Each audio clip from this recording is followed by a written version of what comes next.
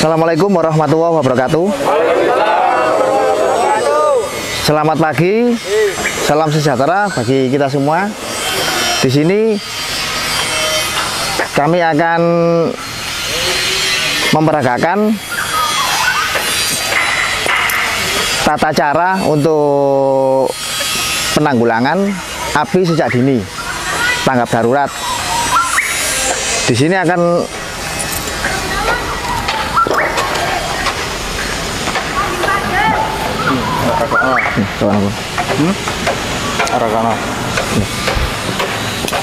perlu dipahami bahwa Bapak Ibu-Ibu, untuk kejadian kebakaran berawal mula dari api kecil. Ketika panjenengan tidak bisa menanggulangi api sejak dini yang masih kecil, akhirnya akan menjalar kemana-mana. Langkah-langkah awal mungkin bisa dipahami, mungkin dari security ataupun dari yang lainnya, untuk bisa memeriksa aparnya, untuk antisipasi dan jangan segan-segan. Misalkan terjadi kebakaran, langkah-langkah awal, tenangkan diri sendiri dulu.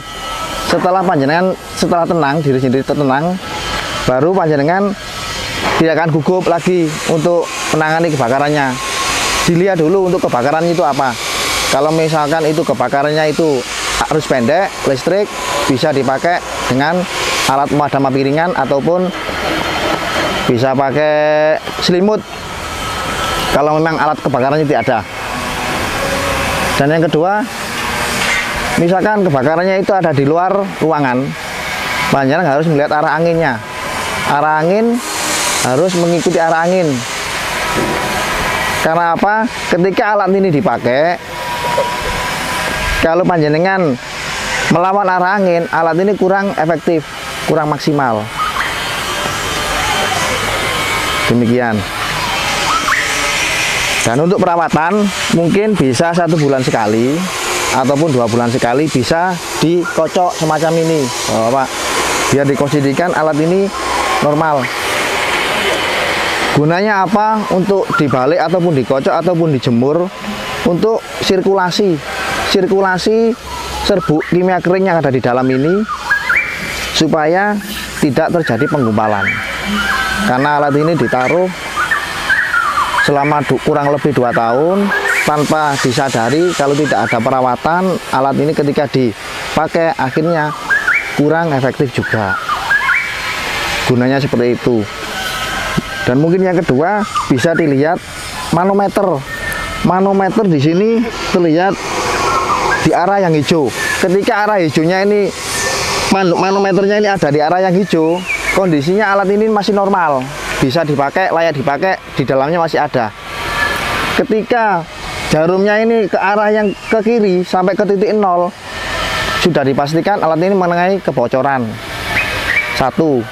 Dan yang kedua, mungkin sudah terpakai, meskipun nggak habis, alat ini tidak bisa dipakai lagi. Karena untuk yang jenis decoder hanya sekali pakai saja. Jadi nggak bisa dipakai, sekarang dipakai, besok dipakai, nggak bisa. Meskipun nggak habis, tetap nanti isi ulang. Manometer. Dan yang kedua mungkin dilihat untuk selang. Biasanya selang di dalamnya terdapat kayak cawang, Pak ya, cawang, terus serangga, terus semut biasanya.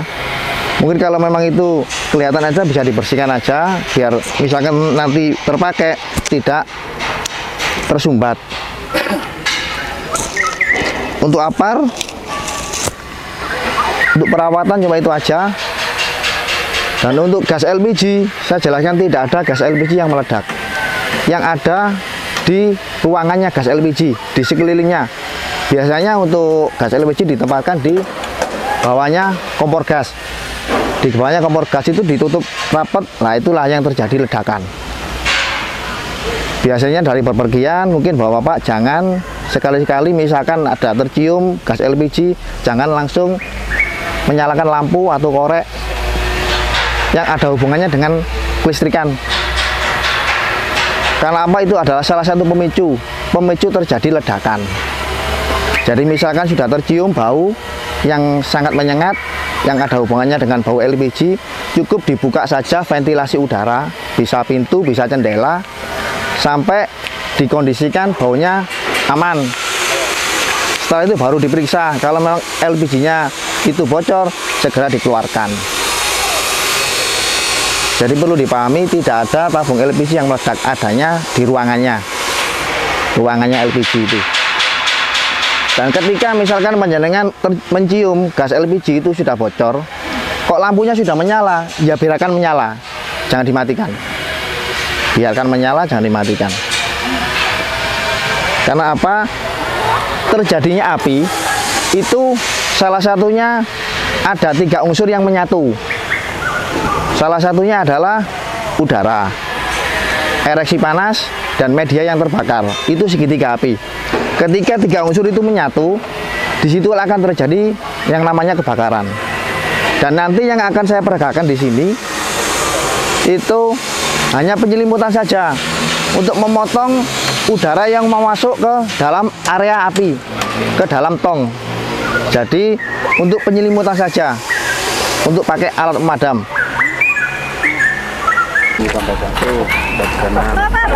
Ya. Kalau misalnya itu expired gitu nggak bisa madam. Gini, terkait alat pemadam api ringan, karena sudah ditentukan untuk peraturan dari permennya, untuk decoder itu 2 tahun.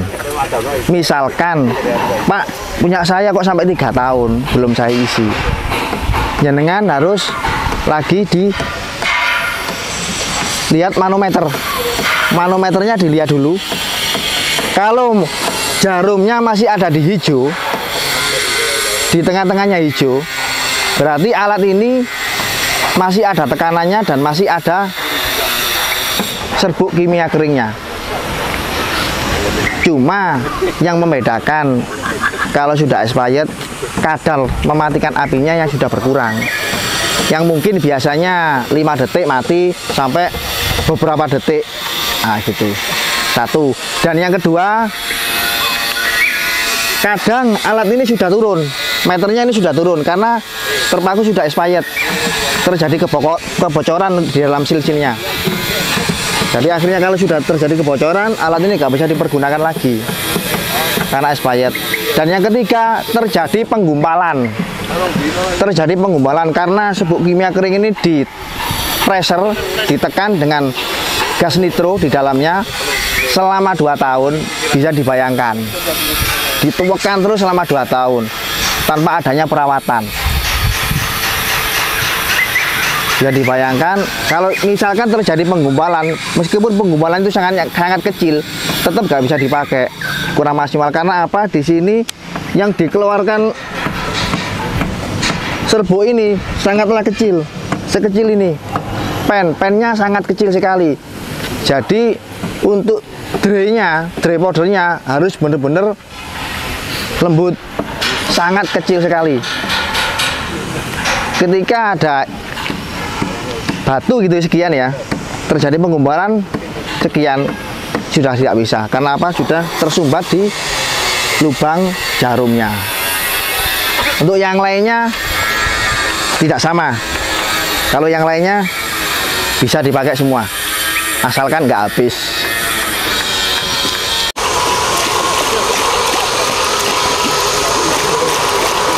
Kilo, punten.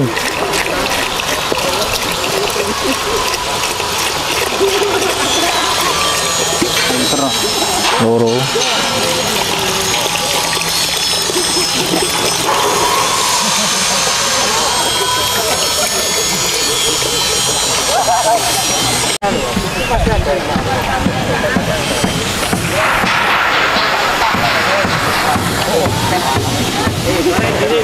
Wis. Mboten. Aduh, ora apa-apa. Ngawur ono.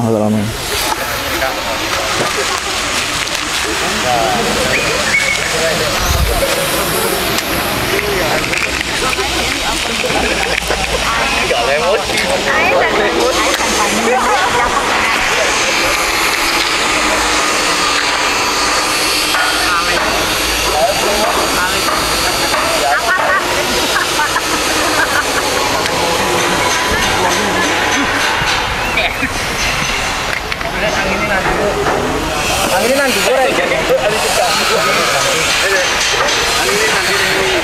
Jadi di sini akan saya contohkan yang salah dulu, penyemprotan yang salah.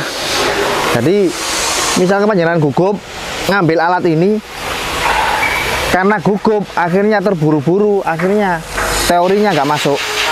Akhirnya api yang seharusnya mati malah api akan meloncat ke mana-mana, bisa ke atas, bisa ke samping, semacam itu, malah tidak mati.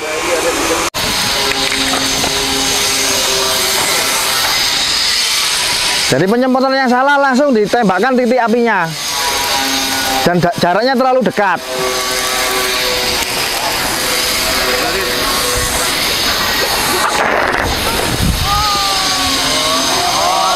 Api malah melebar, meloncat. Kalau apinya besar, loncatannya akan lebih tinggi. Jadi cara yang benar, ambil jarak kurang lebih 2 meter. Pukul dari lidah api atau dari perut api. Langsung ditekan ke bawah. Karena anginnya ke sana, Pak ya. Saya mengikuti arah angin.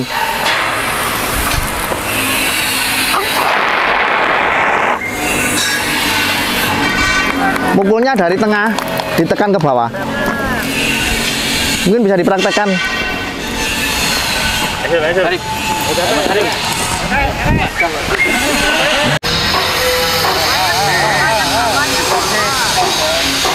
Salah satu tangan pegang layar botol, setelah itu tarik pen pengaman. Kalau memang pen pengamannya sudah terlepas, ya angkat valve yang bawah, dekati api, ambil jarak kurang lebih 3 meter.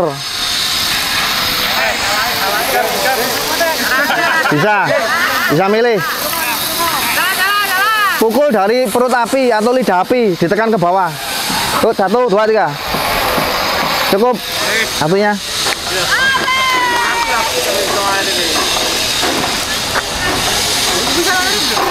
Mungkin yang lainnya.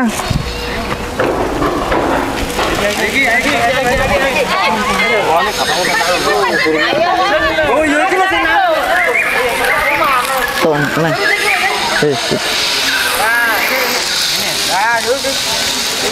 Tarik pen pengaman. Ya. Arahkan nozzle.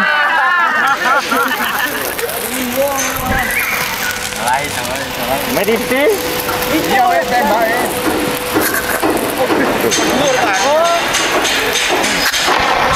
Cukup. Ini Mas, ini.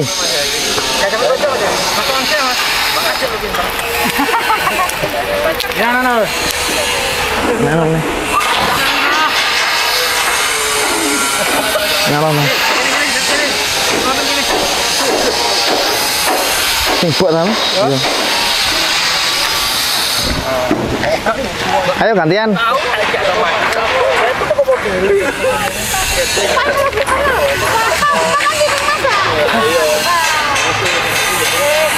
Kurang loh. Loh, kurang.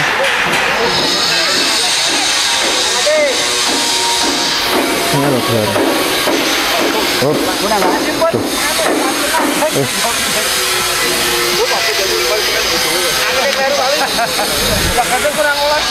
Tempe. Oh,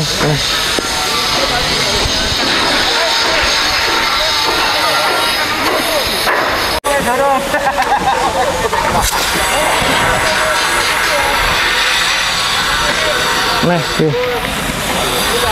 bentar Pak ya. Bisa itu Pak, matikan Pak.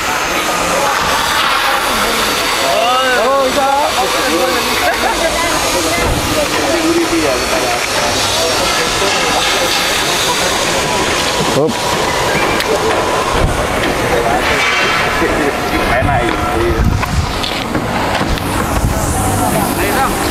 Yang lainnya bisa dipakai sampai habis. Karena ini di luar ruangan, bisa dilihat untuk arah anginnya. Cukup. Gantian. Gantian. Yang perempuan. Belum. Oh, gitu. Kanan kiri, kanan kiri.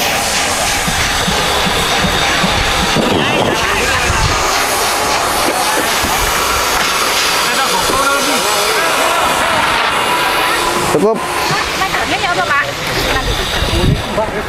Ini, Mbak. Permisi gini ya. Tangan kiri bisa, tangan kanan bisa, megang seperti ini. Setelah itu narik pen pengaman. Setelah pen pengaman sudah terlepas, diangkat semacam ini, diangkat. Kantong ini, Pak. Ya, belum. Nanti kalau sudah mendekati api, ini diarahkan ke titik apinya, baru ditekan. Di ujung, Pak ya. Nah ini loh, masih utuh. Ini loh, masih ada.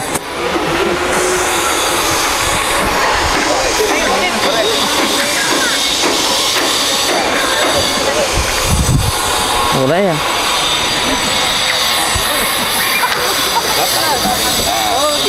Jaraknya 2 meter. Dilihat ya, karena anginnya kan ke sana, angin dari sana. Dari sana, yang sana aja. Ini aja. Apa? Ya, tekan. Kantongnya, Pak. Tekan. Cukup. Sudah mati.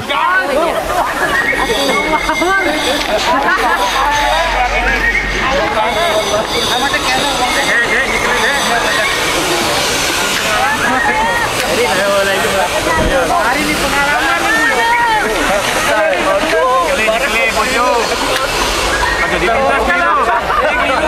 Ayo, pegangnya benar. Oh, enggak.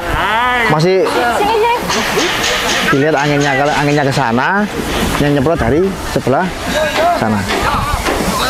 Ini, yang ini. Tekan keras. Cukup. Oh, maju. Cukup. Cukup lah. Kalau panjenengan maju, pas sasaran pasti mati. Tapi kalau terlalu jauh, akhirnya kena tongnya ini. Sama seperti yang lainnya ya. Yang lainnya? Yang lain. Ayo, berpancing lu. Wis.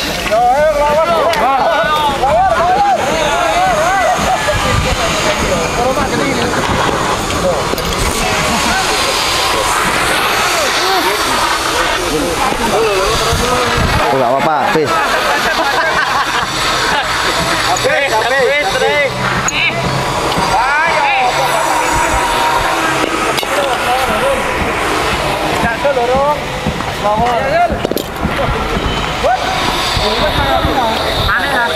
Yang lainnya? Ya, kiri. Jatuh. Yo. Balik. Ayo, jatuh.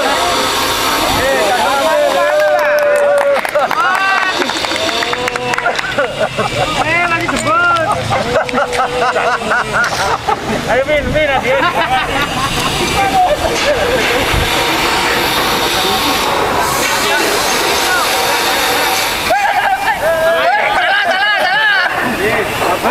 Habis. Yang ini.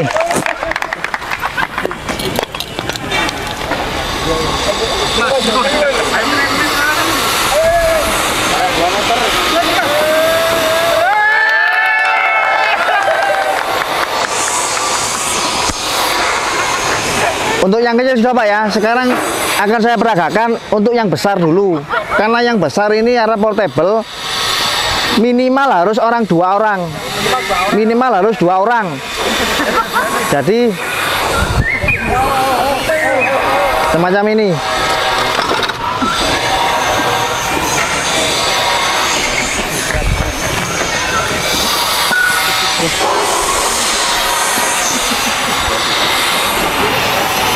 Nanti setelah ini baru nyaman geser ya. Jadi kode semua kode di yang depan. Geser, maju ya, maju ya. Mundur ya. Ayo. Oh ini aja. Ya. Ayo bersama. Buka. Cukup. Jadi ini ya. Karena ini tengahnya kan tinggi. Jadi paling kuda-kuda gini loh. Kalau gini pasti mundur gini ya. Ayo geser. Geser. Ya mana sih?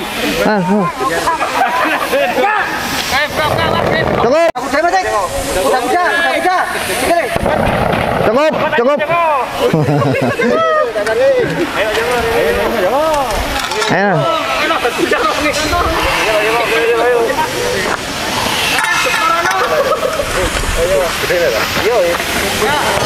Cukup.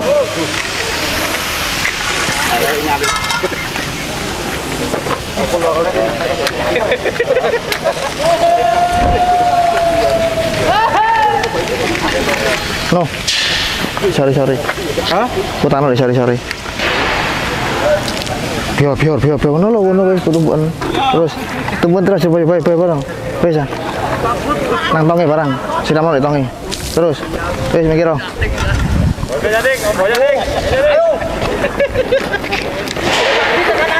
Ayo tadi tak buka. Tadi.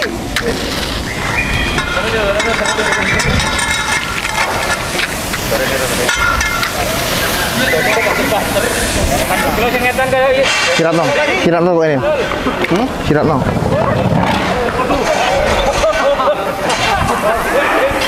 Mana? Jadi kok lagi? Ayo maju. Ayo.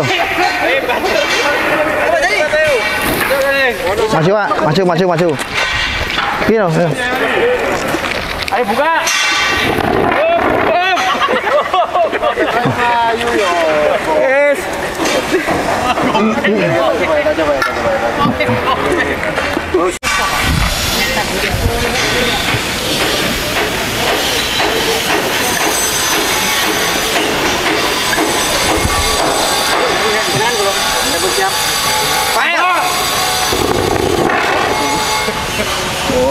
Cukup.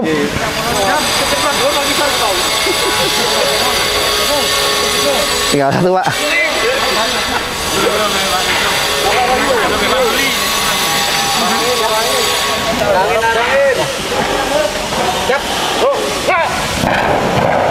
Cukup. Mungkin sudah, Pak ya? Sudah ya? Kosong 341, 346, 349. Jadi ini ya, Bapak Ibu-ibu, saya tekankan lagi untuk terkait alat pemadam api ringan untuk menanggulangi api sejak dini. Jadi alat ini tidak boleh untuk main-main, dibuat untuk perjalanan juga nggak boleh, karena sewaktu-waktu dibutuhkan alat ini harus ready. Jadi jangan punya pemikiran nyoba sih dulu, kok nggak ada wonge lo. Nah, jangan punya pemikiran gitu. Karena apa? Di saat alat ini jenengan butuhkan, kalau jenengan main-main, pasti alat ini nggak bisa. Karena apa? Hanya sekali pakai saja, dan akibatnya sangat fatal. Begitu. Dan yang kedua, tanamkan jiwa memiliki. Meskipun ini punyanya orang asing, orang mana, pokoknya ini saya kerja di sini, ya ini milik saya. Karena ini safety, fire safety, mungkin yang bisa menyelamatkan saya, bisa menyelamatkan aset-aset, dan mungkin teman-teman saya. Jadi tanamkan jiwa memiliki. Kalau panjenengan mempunyai jiwa memiliki semua, paling tidak alat ini kan dirawat, Pak. Wek kude, ya tak rawat lah, misalnya tak rawat. Jadi di saat alat ini memang betul-betul dibutuhkan, alat ini memang betul-betul ready. Dan misalkan kok di situ belum tertanda expired, karena jenengan itu jiwanya memiliki tinggi, sering kontrol, akhirnya terdapat semacam ini. Nah, alat ini masih ada dan tadi masih segel, tapi manometernya sudah turun. Kenapa? Mungkin ada yang tahu. Ya, satunya mungkin expired terus. Nah, karena di sini terlihat expired 2020.